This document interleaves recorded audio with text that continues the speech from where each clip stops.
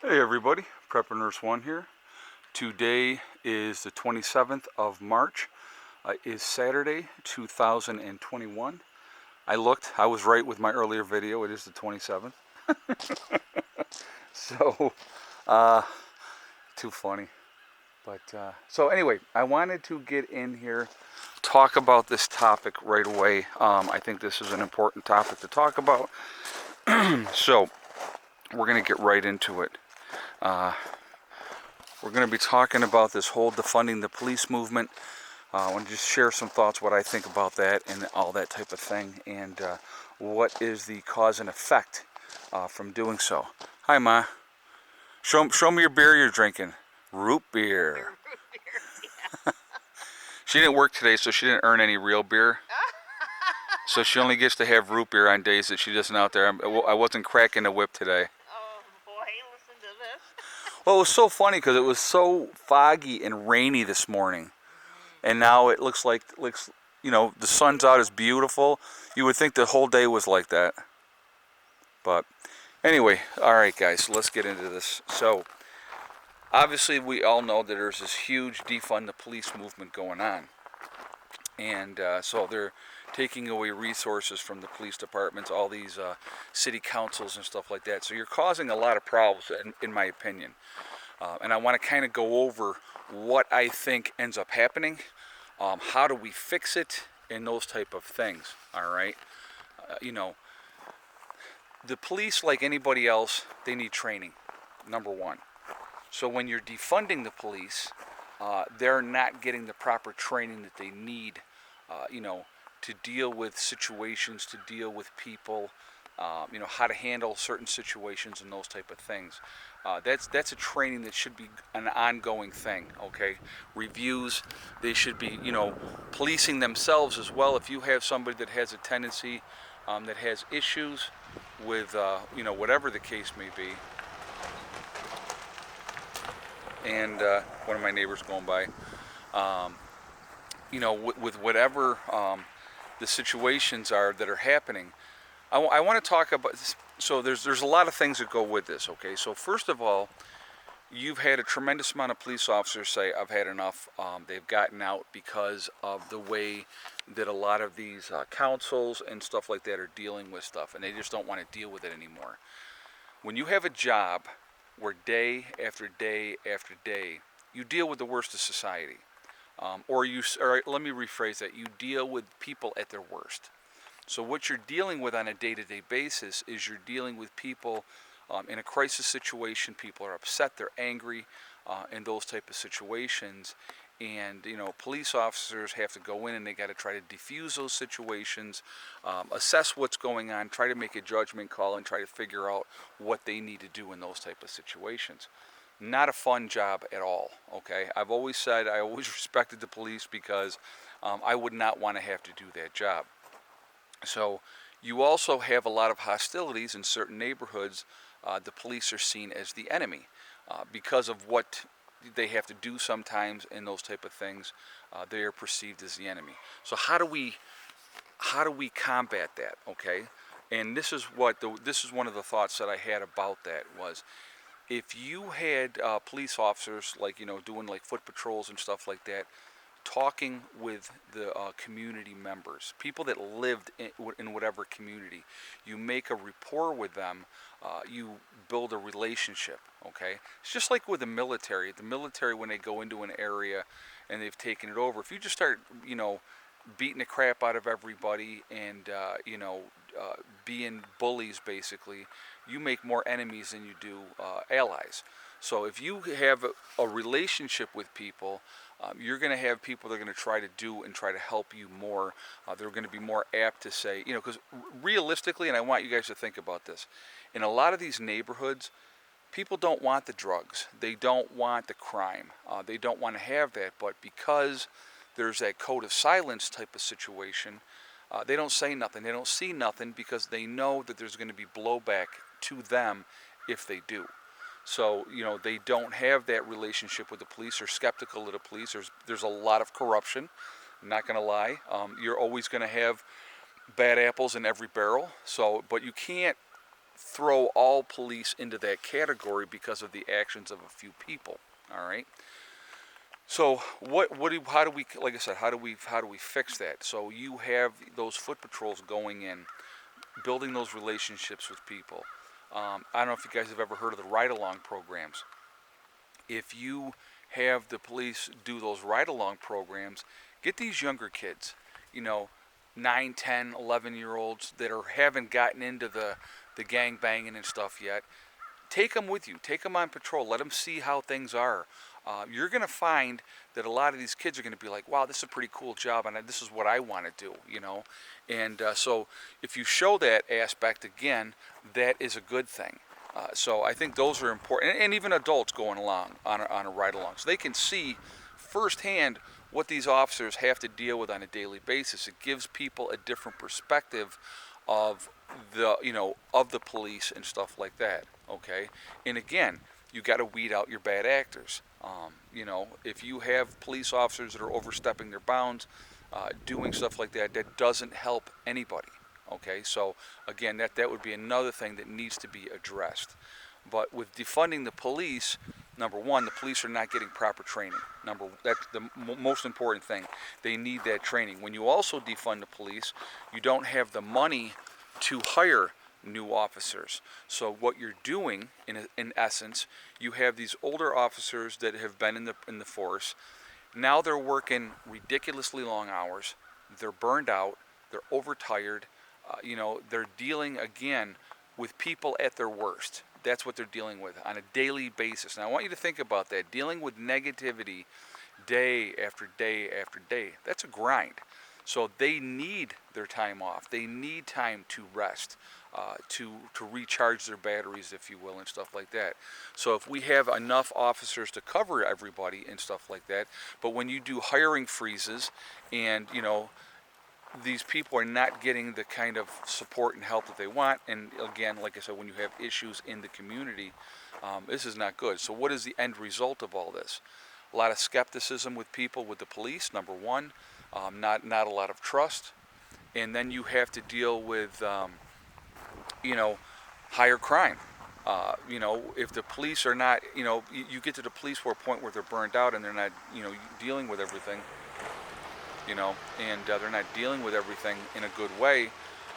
They're overtired. They have no patience. They're not gonna, want to take that time with people, and it makes it very, very difficult. So those are some of my thoughts on that. But again, like I said, when you defund the police, you don't take care of your officers the way that they should be taken care of, giving them the rest that they need. They're like anybody else. Some people will work that 40-hour week and they're done. They're not going to do 1 second more. And then you'll have other people that can do 60, 70 hours a week. Some people have to do 60, 70 hours a week to get by, to support their families and stuff like that. Think about how you feel after you've worked one of those type of weeks, and how tired and stressed and dealing with the nonsense at work and not getting a lot of time off and stuff like that. And those are things that people need to think about. They need to take into consideration. So, and it's a give and take. It is an absolutely give and take. You never hear about all the good stuff police officers do. You only hear about the negative stuff. And realistically, if you think about it, it's few and far between these events that happen. Of course, then everybody jumps on a bandwagon, oh, the police are terrible, this or that or the other thing, when the majority of the police are not terrible. Now, I have said in the past too, and I will be the first to admit this, like with the state police and stuff like that on the highways, I call them revenue collectors, okay? That's what I call them, because, they're set up, they're trying to get people for speeding tickets and other stuff like that. But they also do stop a lot of the drug trafficking with those different traffic stops and stuff like that. So, that's all part of it as well. So, anyway, I definitely want to hear your guys' feedback on this topic. I think it's an important topic. I got to show you here. We got AB here. Mr. Luce is sitting over here. These guys are funny. But anyway, but I think it's an important topic. I definitely want to hear your feedback on it. I want to hear your thoughts on it. Do you think trying to get these police... I know there was like a big thing in Rochester. I'll give you an example of what they had done in Rochester. They were giving the police officers a break on home mortgages and stuff like that if they actually lived in the city. So if they bought a house in the city, then that way the police officer lived in the neighborhood. They were giving them big breaks as far as mortgages and stuff like that. I think that is a one-way an incentive to do things, and that's not a bad thing. But again, building that relationship with the communities and the neighborhoods that the officers are working, I think it's a huge part of working towards that relationship with the people. I definitely want to hear what you guys have to say about that. I want to hear what you have to think, because I think that that's important. All right, so looking forward to seeing what you guys have to say in the comments. But defunding the police is not the answer. All that's going to lead to is an increase of crime, poorly trained police officers, overtired police officers, and a tremendous amount of issues with that. So I wanted to show you what we're going to do. We got rain in the forecast for tomorrow. I'm not sure what Monday's going to do, but Becky and Mom are not going to be around on Monday anyway. But what we're going to be doing is on Tuesday, we've already sat here, we had a little discussion about it. We still have time, we got like another week essentially, where we can prune these trees, these apple trees. So what I am going to do is I am going to top off, get my ladder out here, and I'm going to go up and I'm going to top off these trees. We're going to try to clean some stuff out so the trees stop growing up. We want them to grow out. So we're going to do that. I'm just going to kind of walk you through here. So obviously here, this apple trees here, it's like way too high. You're not going to be able to collect the fruit like you want. You want these guys to grow out, not up. So I'm going to go up and I'm going to top there. I'll top up through here as well and do that. We have this one here as well. Miss Molly's coming with me, apparently. I'll get this one here. That one's going to get absolutely topped off as well. And then we have the other apple trees down here. This is just a nasty bush. That's going to come out of here. I've been working in this area for the last couple of years, getting some of this stuff that was in here out of here, working it back so that it was more open. But like we're going to clear this whole area. So there's a huge area here on the property that we can utilize. And like I said, I want to have this really looking good. I want to have it cleaned up. It'll make me more work as far as cutting grass, but that's okay too. But we can get a lot of fruit trees and stuff in through here, and I think that's what we're going to end up doing. But then we have these apple trees here as well. So obviously, you look it up that high. I'm not climbing up that high to get apples, okay? So these are going to get topped off as well, and and get cleaned up. So people have asked, and might as well show you guys while we're here. So yes, that yellow building is mine. That's on my property. This is my property here as well. I'll kind of show you where the line is, just because we're right here. So you see the stake here with the plastic around it? That's the property line. So it goes straight back up the hill. It's like 590 feet, almost 600 feet in. There's like 265 feet of road frontage, something like that. And so I own obviously this all back through here. That camper is Brian's, so that's part of our, one of the guys in our group.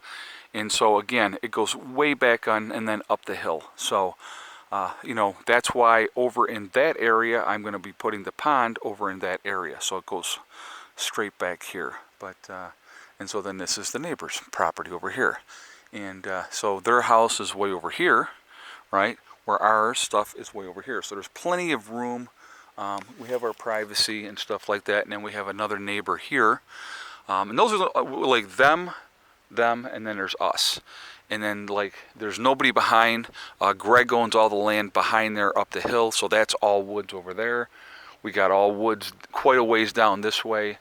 And, then obviously this is all woods here as well. So that's that. Just kind of sharing it with you guys. But yeah, so we're going to get these apple trees cleaned up. I want to utilize them. I want them to get good apples. And with all the vines and crap that was been in here, I've cut them back through the years and have been working on that. Come on, Molly, let's get out of the road. So anyway, I'm going to jump off here for now. Just figured I would share all that with you. But if you look here, guys, there's so much potential that we can do in this whole area. And it's just going to take some hard work and elbow grease, and we're going to get there. But I'm pretty excited about it, and we'll get it done. Slow and steady, slow and steady. But I think it can look really, really nice, you know, as we move forward. So anyway, remember, guys, we are all in this together. That is important to remember. We are one race called the human race, and as soon as people can kind of figure that out, we're going to be in much better shape. Also remember to hug and kiss the ones you love. Tell them every single day. Tomorrow is not guaranteed. We never know what's going to happen in life. As of right now, too, just to give you another 7 eggs so far today. I will check one more time later to see if we have any more. And there's my little petite flower. Yes. Are you a good girl? Miss Hella, are you a good girl? Are you good? There's Caesar and Pandora. What, baby? She's going to be so big. She's such a good dog, though. She really is. So anyway, guys, and also remember STD. Step, thing, and day. It's one step at a time, one thing at a time, and one day at a time. Whatever you're trying to do, whatever you're trying to accomplish, you can do it. The only person that is going to stop you from reaching those goals is you. Nobody else can stop you.